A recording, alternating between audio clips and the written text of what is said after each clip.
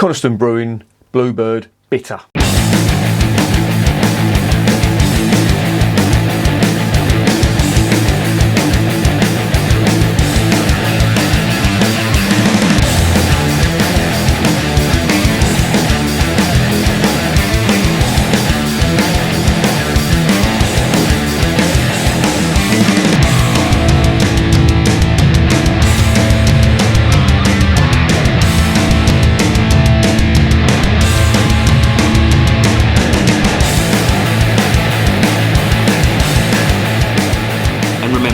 Life is too short to be drinking shitty beer. Welcome to another edition of Bands, Bikes and Booze Reviews. The sun is over the yard arm, but I'm not going anywhere near that because I've got a bottle of this. Coniston Brewery, or Coniston Brewing should I say, Coniston Brewing Company, Bluebird, bitter. This is quite a special one for a number of reasons. Firstly, the name, Bluebird. Not sure if you're aware, but the what was it? The Sea Speed record. It used to be held by somebody called Donald Campbell. Now when I was growing up, he was quite well known. He'd broken numerous speed records on land and on water as well.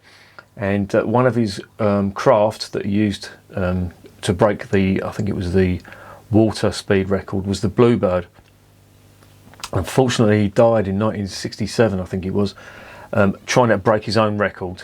I mean, he was a real sort of go-getter and speed freak, if you like. And this is brewed in honour of him. And Coniston Brewery is based up in the Lake District, up in Cumbria. And Coniston water was used in these water speed record attempts, mainly because it was very deep and it was very long. There was no islands or obstructions in the way, so we could, get some real speed up. And he actually capsized. I don't know whether you're interested, but I find this stuff fascinating. And there's video footage of him actually trying to break this record, and he got up to 300 mile an hour on Lake Coniston. Now that's no mean fucking feat. And he just flipped up, and you can hear all the radio chatter from him and all that, and then it just cuts off when it's a bit harrowing. He actually dies in it, and yeah, it's fascinating to watch though. And I remember watching it as a kid. They had it on the telly once, and I decided to read up a lot about him, and he was a real go-getter, if you know what I mean. And this beer is brewed in his memory, but it's also unique for its ingredients. Now, the Coniston Brewing Company are quite small, and they always have been. They've been going since I think it was 1995 or 96. Two brothers set it up, and obviously they're based up in the Lake District. But this one is unique for its ingredients. It contains Maris Otter and Challenger hops. Now, I don't normally do this, but I'm going to quickly go through. I've mentioned Maris Otter before, and I've mentioned Challenger hops before, usually when I'm reviewing British beer, but they are uniquely British ingredients. Yes, you can get them in other beers. The Maris Otter, let me go over them first, okay? The Maris Otter is a malt, okay? It was quite popular, back in the sort of 60s and whatnot. I think it was actually invented. It was invented in a place called Y College, and it was used quite extensively in brewing, but it fell out of favour in the 1980s. There was just better malts out there, or so they thought. And there was a lot of cross-contamination that went on with them as well. So it was not really the sort of go-to malt, if you like. Then some company called H. Banham and Robin Apple bought the sole rights to Maris Otter, and they've got that to this day. And they produce Maris Otter now, and they've obviously made improvements on it. They've refined it, and it's quite expensive. And you do find it quite a lot in British ales and bitters, and it's quite a big deal. They call it the Rolls Royce of malts because it's so expensive, but it tastes. The taste of it is unmistakable. You can really taste Maris Otter. It gives it a lovely, I think, a nice creamy sort of vanilla-y type flavour, sweet flavour, and it gives it a nice mouthfeel too, I think. And yeah, I always look forward to beers that have got Maris Otter in them. The second uniquely British ingredient in this is the Challenger hops. Now, obviously there's lots of traditional British hops, you know, like Fuggles and Goldings and East Kent Goldings, etc.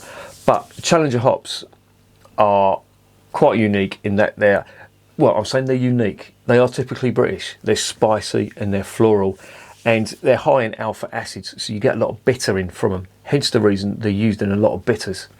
And you also get some sort of fruity flavours, like orangey and lemon type flavours. Some people have referred to it as having a tea-like flavour. I don't really get that. Or do I? They say it's Earl Grey tea. I fucking hate Earl Grey tea anyway. But this is a good showcase for Challenger hops. If you ever want to taste what Challenger hops taste like, or you want to get the flavour of Challenger hops, this is a good place to start. So let's stop gassing and let's get this bottle of beer open.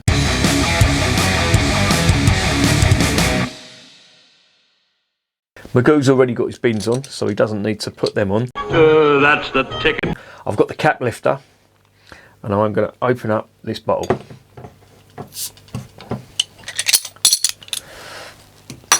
Wow, I can smell them hops from here, just on opening it. Lovely, bitter, earthy aromas. Wow, this is going to be interesting. The cap is just a plain blue cap, nothing to see here. Right, let's get these aromas. Oh yes. Do you know what? That smell, you know, I've mentioned this before in videos. They say memories are triggered by sounds, like, you know, like music and stuff like that. But smell has an even bigger memory trigger for certain people. When I smell this, it reminds me of the smell of pubs that I used to go into as a kid with my dad. My dad would take me into pubs, and that smell, in a good way, it reminds me of the old beer you used to get back in the sort of 70s and the 80s. It's lovely. Now I'm getting some spice on that. God, that really is spicy. It smells amazing. Yeah, some like peppery spice. Uniquely British though. You would not mistake that for any other country's beer. Right, let's get it in the glass. Now this is a bitter, but they do make a big point about this of being pale in colour. Bitters range, you know, in varying degrees of amber. And I have to say, from that big build up, this isn't looking good. There's a lot of carbonation and the head is going flat as a witch's tit. It's very, very, very slightly hazy, but that head is ringing alarm bells for me. Anyway, what's on the nose? Yeah, there's that spice and the marmalade that well, not the marmalade, it's just bitterness, and the malt is coming through now as well. I'm getting some of that malt. Let's get this down the hatch. I'm really hoping, I'm looking at this and alarm bells are slightly ringing with me.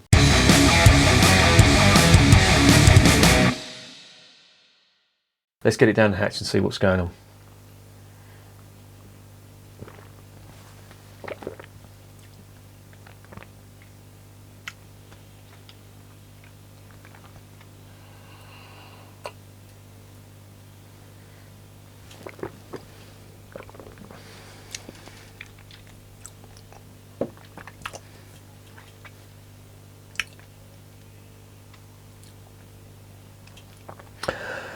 That isn't bad, actually.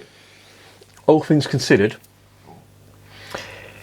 it reminds me of old beer, not old ale. That's a completely different sort of topic completely. It reminds me of old style beer. That carbonation has gone now. That is quite flat. And do you know what's throwing me? This is bottle conditioned, by the way. But do you know what's throwing me? That actually tastes like it's been pulled from a pump. It's got that sort of feel, which is unique, and that's really thrown me from a bottled beer.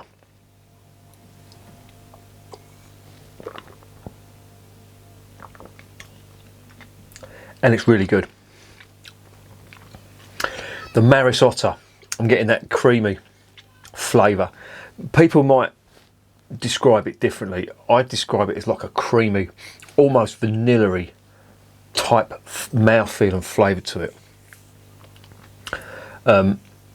This is really sessionable actually. This is 4.2 and I'm gulping it down, and I've just had to sort of check myself, you know, to see am I going to end up half cut drinking this too quickly. But I'm not. It's 4.2, but it's really drinkable, and the mouthfeel is really nice.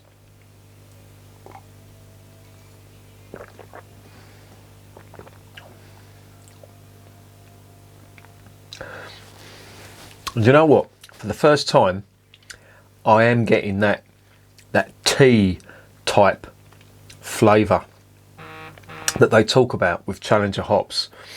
I thought it was going to be very bitter. It's not as bitter as I thought it was. It is absolutely supremely drinkable.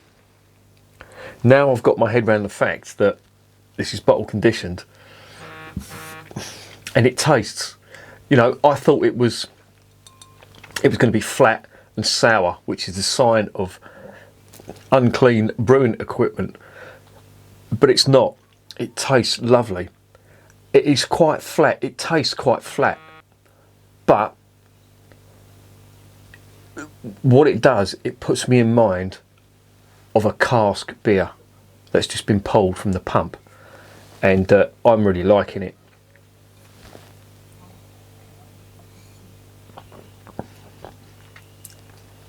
But the malt comes through on this, it really does. Lovely creamy style malt that leaves a nice biscuit malt finish at the end. Before that, there's floral. I'm getting some floral notes, but the tea type flavour, I'm getting that too. And I suppose where I've had beers before that have had Challenger hops in, that's been sort of overpowered. I mean, I have to say, this really is a showcase for Challenger hops.